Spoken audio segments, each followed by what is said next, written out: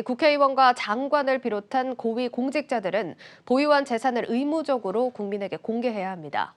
특히 그중에서도 부동산이 상당 부분을 차지하는데 축소 신고되는 경우가 많아 논란이 일고 있습니다. 견우성 기자가 그 이유를 파헤쳐봤습니다. 노영욱 국토교통부 장관 후보자가 보유 중인 주택입니다. 노 후보자는 서초구 반포동에 위치한 이 집의 가격을 지난해 3월 6억 4,600만 원으로 재산 신고했습니다.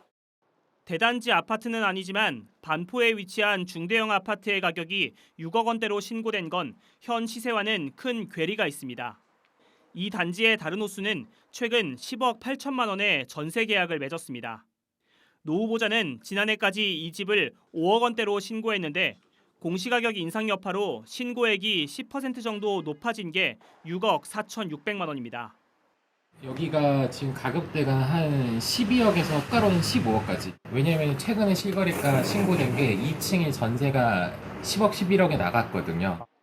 노영욱 후보자가 세종에 보유했던 아파트도 비슷한 논란을 빚습니다. 노 후보자는 지난 2011년 공무원 특별공급으로 세종시에 아파트를 분양받았고 이를 2017년에 매각했습니다. 그는 해당 아파트를 2017년 3월 2억 8,300만 원으로 신고했는데 그해 7월 실제 매각한 금액은 5억 원이었습니다.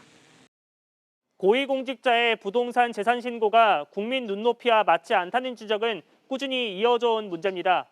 직전 국토교통부 장관인 변창흠 장관의 사례에서도 반복된 문제입니다. 6억 5,300만 원. 변창흠 전 장관이 방배동 아파트를 재산 신고한 금액입니다.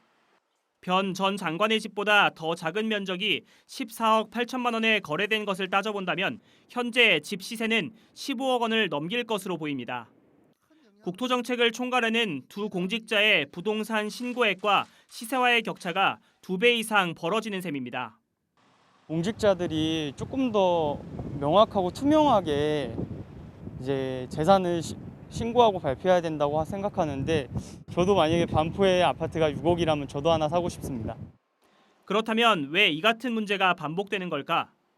이는 공직자 재산을 공개하는 제도의 허점 때문입니다. 공직자윤리법은 공시가격과 실거래 가격 중 높은 금액을 신고하도록 규정하고 있습니다. 하지만 여기서 말하는 실거래 가격이란 주변 시세가 아닌 신고 대상자가 새로 주택을 구입했을 때의 금액을 뜻합니다. 다시 말해 기존의 집을 계속 보유한 경우에는 공시가격으로 재산을 신고해도 무방한 겁니다. 때문에 노영욱 후보자는 재산 축소 신고 논란이 불거졌을 때 공직자윤리법상 적법하게 신고했다고 해명할 수 있었습니다. 하지만 전문가들은 이번 논란을 계기로 공직자 재산 신고 규정을 손봐야 한다고 말합니다. 자산 대부분이 부동산에 집중된 우리나라에서 부동산 재산 축소 논란이 반복된다면 공직자 재산 공개의 취지가 무색해질 수 있다는 지적입니다. 공시가격보다는 시세와 실거래가의 반영 비율을 높이고 필요하다면 감정평가까지 도입해야 한다는 주장입니다. 가능하면 실거래가를 기준으로 신고를 하는 것이 사실 국민들이 판단하기에 좋은 정보이고, 실거래가가 없을 때는 이 감정평가를 통해서 그 부동산의 가치를 신고하도록 좀 제도를 개선하게 되면.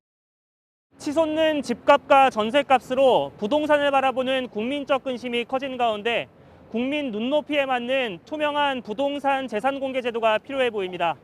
지금까지 전효성의 시크릿 부동산입니다.